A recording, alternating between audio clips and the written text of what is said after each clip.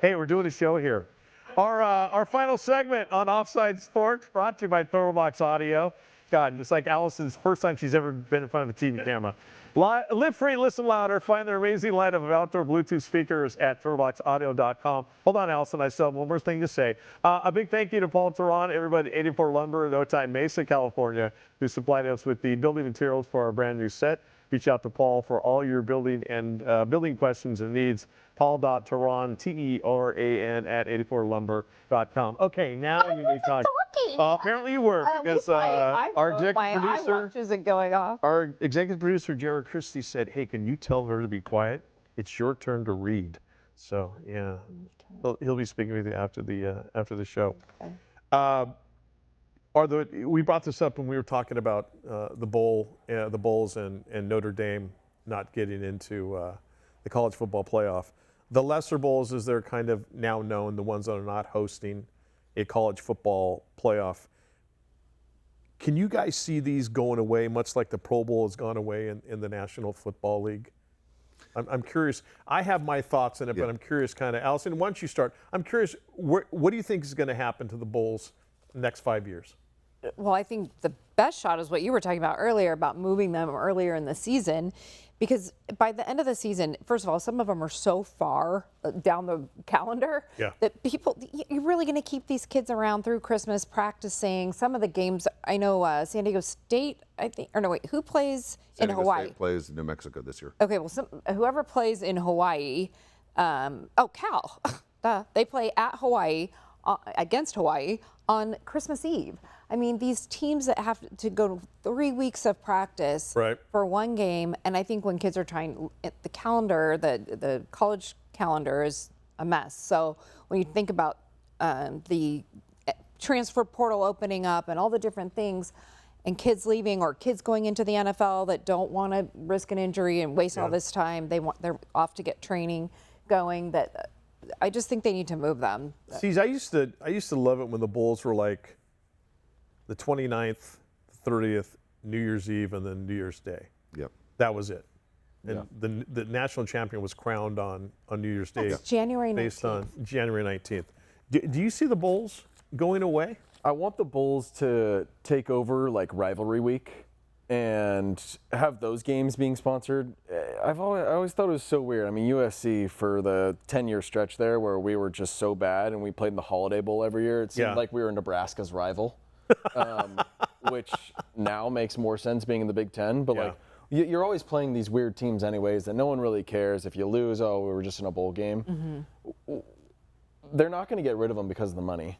So why don't we move them to a game you're going to play every year, make USC versus UCLA your rivalry week. Your I don't know what it would be, but I love Dave. I love the idea of sponsoring the rivalry week games because all the eyes, not just with the two schools, but we all know to tune into Ohio State and Michigan, USC, UCLA, the Iron Bowl with Auburn and Alabama, Georgia, Georgia Tech, and so on and so forth, Texas A&M.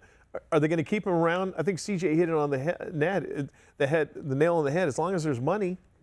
Well, money is everything, right? Everything's always follow the money. But for me, I honestly, I like the idea. Rick Neuheisel had it this week where you make the big bowl games all in week one. Everyone's excited about the start of the college football season. The kids, first of all, get a ton of stuff back. Sure. People don't realize it's not just the trip to Hawaii. I mean, they're getting tons of stuff. They're getting watches. They're getting tons of jewelry. They're getting iPhones. They're getting headsets. They're getting so many gifts that you can't believe. Every kid's getting thousands of dollars worth of stuff. Right. Plus, it's a week they're never going to forget. But if you did that week one, no one's bailing out week one, right? You're going to get the best players playing in those games. And as you mentioned, let's say it's Alabama, Florida State, and you're playing that game in New Orleans, okay? All of a sudden, that's the Sugar Bowl. And going, there you go. Or you have Ohio State or Michigan gets to come out to Southern California and play at the Rose Bowl. Because back in the day, anyone who's from the Midwest, that was always their dream to play at the Rose Bowl. Yes. And if you're playing one of those games at the Rose Bowl and you're getting a chance to see Michigan taking on USC week one, man, there's excitement right there. Here's the thing, though. There's the and I can't wait to watch this. The Staff DNA Cure Bowl in Orlando. It's always been my favorite.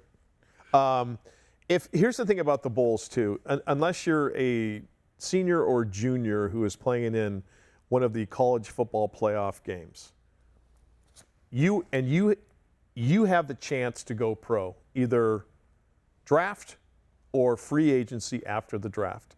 And your pro day, and if you're lucky enough, you're invited to the combine. I am not going anywhere near a field in some bowl game that doesn't mean anything, that may have 15,000 people playing in the game. And I'm sorry, it's a great reward for your seniors, for your fans, and for your boosters. But we just showed a graphic up there, and Notre Dame leads the charge of, they're saying, yeah, we're not going to a bowl game. And I mean, those are some pretty decent programs. Auburn. I don't think Auburn was even eligible. I don't know why even they made a statement. Well, Iowa State, Kansas State, you got Baylor, Rutgers, Florida State and stuff that are like, it costs us too much money to go to these. And yeah, we're gonna forego the extra weeks of practice where you really get strong as a football team. But CJ, if I'm a player and I got the chance at reaching the ultimate goal, sorry, coach. And I think coaches understand now that we got it, man. You've got bigger things to do. I think eventually the playoffs are going to expand anyways, and they're just going to use those bowl games as the playoffs. I think everyone's already complaining about the 12 team and Yep, it moves 16 already. or 24 or whatever Yep. it might be. So we'll see. Hey, you want to go to the Liberty Bowl in Memphis, the most dangerous city in the United States? Allison, you want to go with me? I know. My son, his last year at Western Kentucky, played at in the Boca Raton Bowl, and like you said, 15,000 people. Another There one of my might have been favorites. 5,000 people in the stands. Yep. But he was going on to a pro day, so he did play in the Okay. bowl game. Had the week of his life. I mean, it was incredible with his teammates, and they had someone, and like you said, he came home with a whole bag of goodies that were, and he'll never forget it. And he had a great time. But the Boca Raton Bowl, Yeah. it Exactly. wasn't Was all Bobby that fun. Boucher there? Yep. Yeah, Go to the Boca Raton Bowl. yeah, play before an empty Here's stadium. my Boca watch. Isn't it cool? Rusted and doesn't work anymore. All right. What are we going to bet on this week? The bet of the show, of course, is presented by our friends at Owner's Box Daily Fantasy Sports. Sign up today, ownersbox.com. Secure and fast withdrawals, industry-leading rewards, and amazing in-house user support all at your fingertips. Click on ownersbox.com and start playing today. All right, Allison, what is your bet in the NFL this week? My bet is Baker Mayfield having more than 17.5 rushing yards on Thursday night against the Atlanta Falcons. I tell you what, Baker Mayfield has won me over. Yeah, I think everybody, right? God, I'm so happy for this guy's success and what he's doing with the Buccaneers. David, who is your bet this week? I'm going to go Bucky Irving. I'm going to go more than 63.5 yards rushing. So I'm going Bucky Irving. Again, I'm going heavy on the Buccaneers. Okay. CJ, who is your bet? I'm going to stick with those rushing props, but I'm going to go on the other side. I'll take Tyler Algier, backup running back to Bijan. I think you want to keep some tread on Bijan's tires, and let's see him go over 22.5 rushing yards this week. I am going to go with Kyle Pitts, tight end for the Atlanta Falcons. I'm going to say less than 59.5 point yards receiving in that game against the Buccaneers. I am always been a big out of the dome, in a dome type of football player, and I think the Buccaneers defense presents one of those special problems for Kirk Cousins and the Atlanta Falcons as they take on the Buccaneers on Thursday Night Football. Again, ownersboxfantasy.com. That is the website to go to. So easy to sign up and start playing daily fantasy today. And it's not only football. It's college football. Obviously, there's basketball. There's hockey going on right now. Soon enough, we'll have baseball games as well. As we wrap this thing up, though, as we look at this NFL season, are you happy that those teams that we're normally accustomed to seeing? I mean, is it good that we have the Jaguars prominent? Somebody posted a meme that says, you hated the Kansas City Chiefs, and look what it got you. You've got the New England Patriots now back in the conversation as being one of the better teams in the NFL. Is it good that we have different teams, though? Not name the Chiefs, not name the Eagles?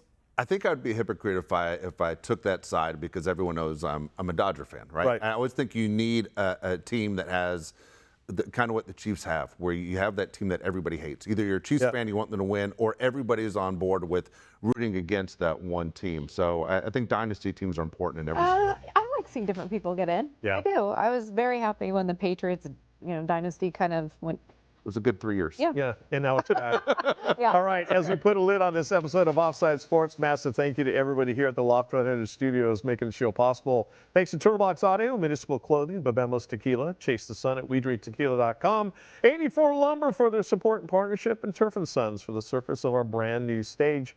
Look on turfandsons.com today. Most of all, we thank you for hanging out with us. For Dave Palais, Allison Ratzlaff, and the newly engaged CJ Stubbs, I'm Mike Costa. We'll see you next time.